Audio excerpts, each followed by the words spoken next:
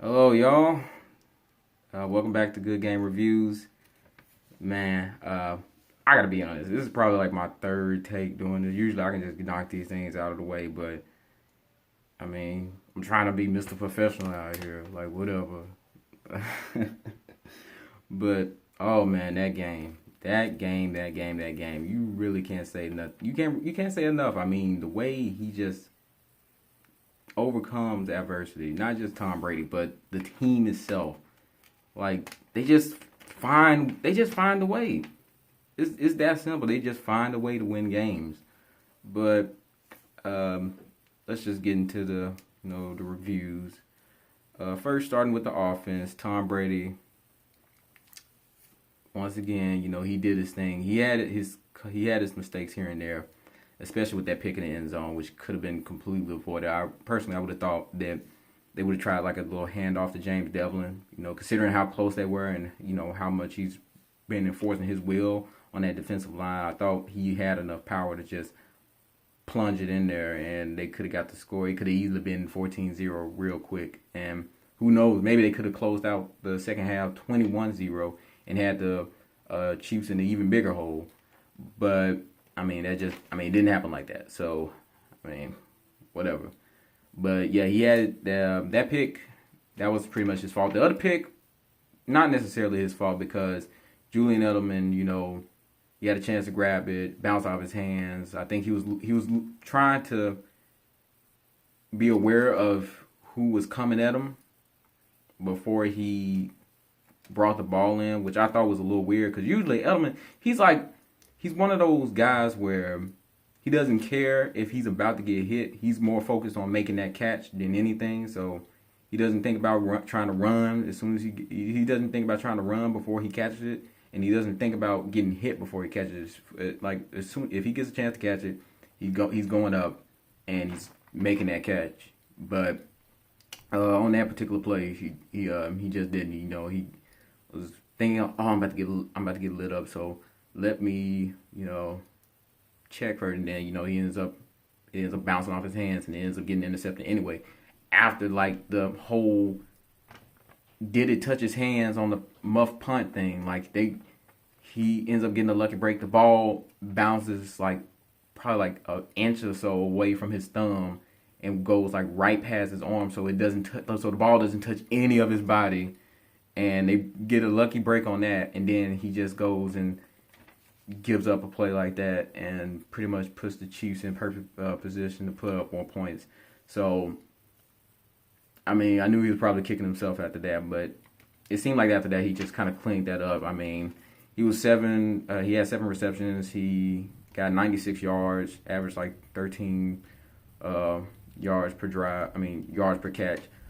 He didn't get into the end zone. Only receiver who got in the end zone was Philip Dorsett. He had 1 catch for 29 yards. That was his only catch the whole game, and it was a touchdown. And he just so happened to be the only receiver who caught a touchdown. Everybody else who scored was Sony Michel and Rex Burkhead. It was pretty much the ground committee all over again for this game. Obviously, that's the role that they want to go, considering that they don't really have all the talent they want to at the wide receiver position or at the receiver position period. They know what they can do. They know they can make plays, but they know that they're not that explosive, receiver core that other teams might have. So they know what to work with, and they know that they have a great offensive line and they have some talented running backs. So that's where they try to get the most of their bread and butter. So they did a pretty good job of that, especially considering the fact that Kansas City only they only allowed 17 points when they was at home during the season. And you could probably even include the playoffs in there with the Colts game where they scored 31 points and the Colts only scored 13. You look at that and it's like, to see all those teams go in there and only average this amount of points, and for the Patriots to come out and score 37, just really amazing. I'm not sure if that's the most they've allowed in their home stadium, but it was just a phenomenal job. as far as the offense goes. Like they definitely left some plays out on the field. Not perfect, but close enough to where they had to beat a team like this who was just high powered. But we can't even really give we can't really give all that praise to the offense. We really have to give a good portion of this praise to the defense. Kyle Van Noy. Whatever inspiration he found from Max Kellerman, it definitely worked. Because this man had himself a game. Dude had 8 tackles. He had 2 sacks. Trey Flowers had 1 sack. I think Guy and Simon combined it for half sack. So they really put Patrick Mahomes on that ground. That was I think that if that wasn't their mission, it sure seemed like it. Because it seemed like their mission was just to frustrate Patrick Mahomes and put him on that ground because they dropped him they just dropped him over and over and over again. They couldn't get to him. They made sure to hit him something similar to what they did to Phillip Rivers. Like if they didn't necessarily get him before he got the ball in his hands, they made sure to hey, we're here just in case you forgot. So just because you're getting rid of that ball doesn't really mean nothing. Like we still gonna smack you around. Especially one hit I saw where he got the ball out just in time and got completely leveled by Claiborne. Like Claiborne put all of his power into that. I thought they were probably gonna call what's it called? They've been calling all year, the whole putting your body weight on the quarterback. Basically a roughing the passer type call. But yeah, I mean he was putting his weight on there. I think we did have a roughing passer. Yeah, we had a roughing passer call that came from Van Noy because he went a little low on Patrick Mahomes' legs, and Patrick Mahomes looked a little gimpy. Like right after that hit, he looked a little gimpy. So I had a feeling if Patrick Mahomes doesn't sit, which I pretty much knew, unless his legs fell off, he wasn't going to go to the bench and sit down. I pretty much knew this might affect him a little bit. Just the fact that since he's such a competitor, that he was going to find some way to just fight through it and do what he had to do anyway. But I had a feeling that hit was going to play, even though it was technically illegal, pretty much illegal, but it happened, and I don't think it was anything malicious, but it definitely played a part in the way Patrick Mahomes performed, in my opinion.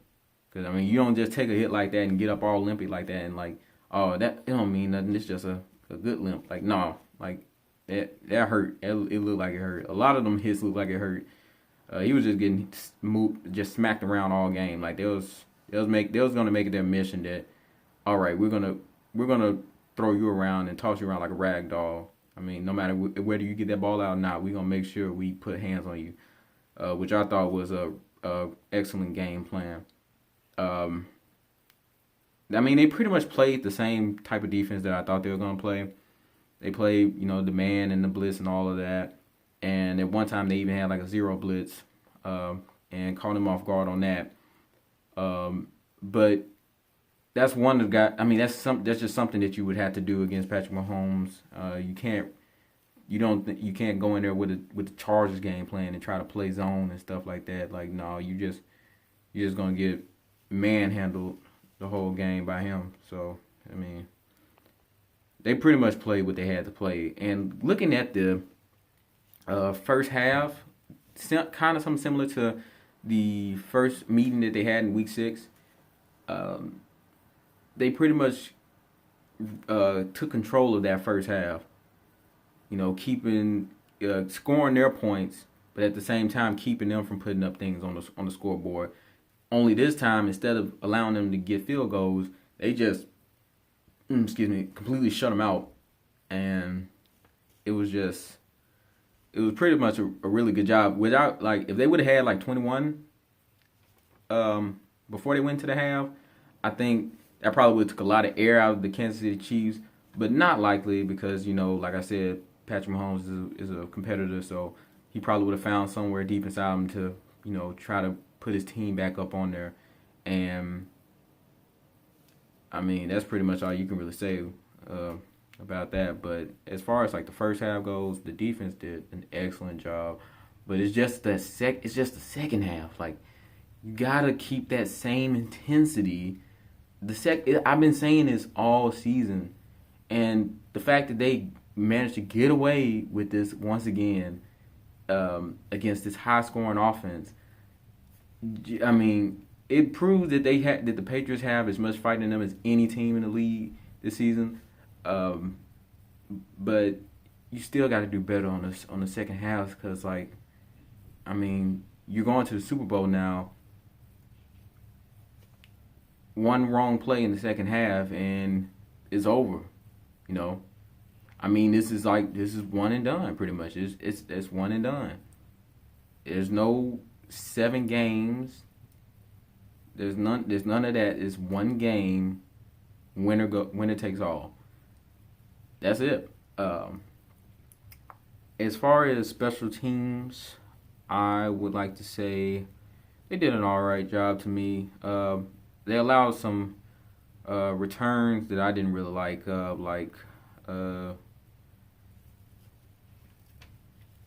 I think they allowed like an average of like as far as kickoff returns, they allowed like 24.8.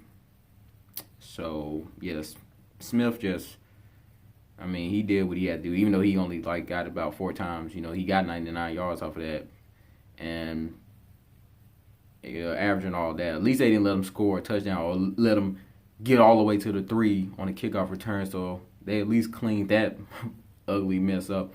I saw this one really good play that I really like to stand out to me. Keon Crossen. I don't know if Keon Crossen has turned into like a gunner or something, but this guy, I think it was like on the first kickoff return. It was either on the first kickoff or the first punt return for the Chiefs. He shot down that field. No, it was the kickoff. He shot down that field and just instantly hit the returner. I mean, he pretty much pinned him to like the 15. It was just, I just loved that. That was probably like one of my top 5 plays out of that whole game. The way he just flew down the field and just hit him, and I was like, yes, there you go. That's how you have to be. You have to be physical with this team. You cannot let this team just run around and do what it wants to do. You have to be physical with a team like that. And they were pretty physical that entire game on like pretty much all sides of the ball. As far as the Chiefs' punt return, made sense that they had Tyreek Hill doing the punt returns instead of the kickoffs. I mean, they've had him do kickoffs before, but it makes sense that he's doing the punt, that he wasn't doing any kickoff returns, and he was basically doing more punt returns since he's become more ingrained in this offense as a dominant receiver. I mean, you don't want to lose a piece like that in a kickoff return. You don't want to see him get leveled and not be able to get back up. And it's like, okay, we've just lost our best receiver. That's stupid. So they pretty much, kept him in just for punt returns, but they did an excellent job on that. We only had to punt the ball away like one time, and he only returned it for like 11 yards on that. So that was pretty good. But if I can get back to the defense, let me just go ahead and check out the numbers for the other team. Because Patrick Mahomes did put up 295 yards with 3 touchdowns, but he only had 16 completions out of 31 attempts, so that was pretty good. Damian Williams, he had 10 carries, 30 yards, average 3.8, of course. Average 3. Had a touchdown. And Patrick Mahomes, he ran it a little bit, like 2 times, and got him a few yards on that. Sammy Watkins was actually the guy who I thought was going to be the one who didn't do anything in this game. And it was actually the opposite. I thought Tyreek Hill was going to be the guy who did most of the stuff. And it was going to be Sammy Watkins who got shut down because we assumed that, it pretty much came to fruition. But we thought, okay, with Stephon Gilmore on him, this eliminates what he can do. But you leave even a guy like Sammy Watkins. Sammy Watkins is, he's a playmaker in his own right. He's not at the level of like Tyreek Hill or Kelsey or something, but he can still make plays. And for him to be, he had 4 receptions for 114 yards. I mean, that's just crazy. But I mean, it's understandable. You look at the stats, and it's like, how did they allow that? I thought Stephon was guarding him. Yes, but he was also, on single coverage. He only had one guy on him, and I mean, no matter how good of a DB you are, if you only guarding, like, if you doing like a lot of that single coverage stuff, it's only going to work so well on certain type of guys. Certain type of guys are just going to be able to get free and get the ball at a certain point. Tyreek Hill, I think they did an excellent job. The fact that he only had 1 reception for 42 yards, and that was that one deep play, I thought they did an excellent job covering him, because they I said that Tyreek Hill was going to get his, but they completely took Tyreek Hill out of this game. That one catch, like, you look at it and it's like, 1 catch for 42 yards. Of course, it's one of those bomb plays, but other than that, that was pretty much it. They made it to where it's like, Patrick Mahomes, you're not going to be able to get this ball to Tyreek Hill. We're not going to let you kill us with Tyreek Hill again. We're not going to let you get Tyreek Hill 3 touchdowns for 142 yards. We're not going to allow Tyreek Hill to just completely just kill us on the or demolish us on the ground. I mean, in the air. Receiving. But no, they obviously knew what they had to do. They knew who they had to take out of that game, and it was obvious when you look at the stats. You look at the stats and you're like, okay, this is exactly what their plan was. And you look at Kelsey's numbers, only 3 receptions for 23 yards, and he had a touchdown, but that's J.C. Jackson, got caught slipping. He was on him. He made the tackle, but I mean, he had already had the ball, and he was crossing the end zone, so it didn't even matter. Like, he was just right there. But once again, that came from the fact that they was doubling Tyreek Hill. They made it to where it's like, you're not going to kill us with Tyreek Hill. Not again. Cordero Patterson, he did all right in the kick return game, though. 80 yards, he ran out 3 times, averaged 26.7. I think what bumped his numbers up a lot was that last return. That one really put them in good field position to go down the field, and overall the team did a good job. So offense, it's probably like the longest video I've ever done, really. But anyway, the offense, I'll give it to let's say I'll give them an A-, because they left some players on the field, but going against a team like that where you have to keep pace with a team who scores a lot of points, and then you did it in their home field, despite the odds being that, it was an average of 17 points. So despite that, and you still end up putting up all those points, got to give it to you. Because it wasn't like they had to work off of like any turnovers or nothing.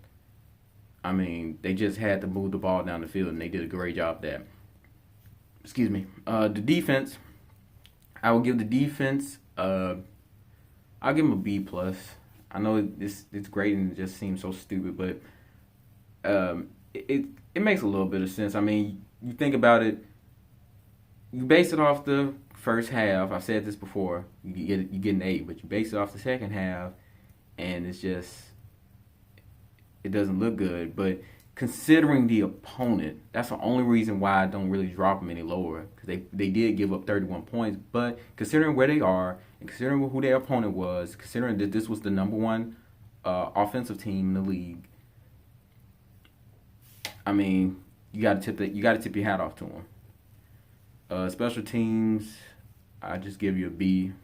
Didn't do anything too phenomenal except for the Keon Crossen tackle that I like, but Ryan Allen did. He did a all right job pinning them with the punts. But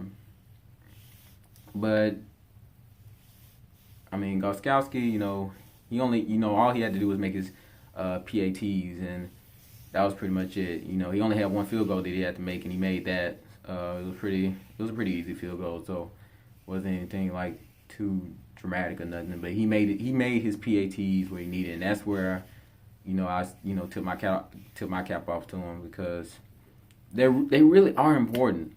They really are. Like, every single point matters.